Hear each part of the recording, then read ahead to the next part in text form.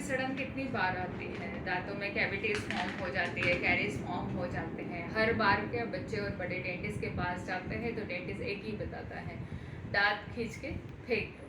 लेकिन ऐसा नहीं करना चाहिए। आयुर्वेदा में कभी भी दांत को कभी भी निकालने के लिए नहीं बोला जाता है, क्योंकि ये दांत ये जो मसूड़े रहते हैं ना, ये बहुत पक्के रहते हैं, अंदर बहुत सारी नसें रहती हैं।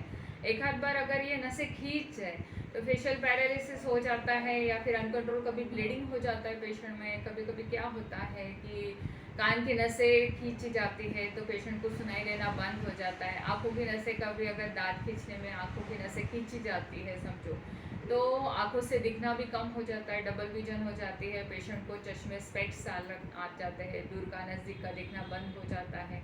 तो इसके बहुत सारे कॉम्प्लिकेशंस मिलते हैं अगर दांत आप खींच खींच के निकालते हैं। उससे अच्छा आप ओरल कैविटीज़ में आपके जो दांत है वो सिंपली आप बचा सकते हैं। सिंपल हर्बल मेडिसिन लेनी पड़ती है उसमें।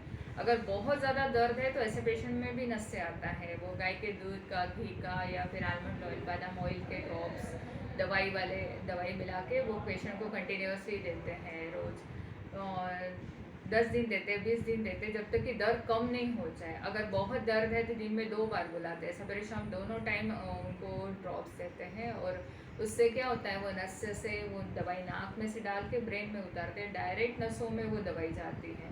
तो तुरंत दूसरे तीसरे पाँचवें दिन तो पूरा दर्द चला जाता है, दांत भी बच जाता है, सड़न भी निकाल देते हैं।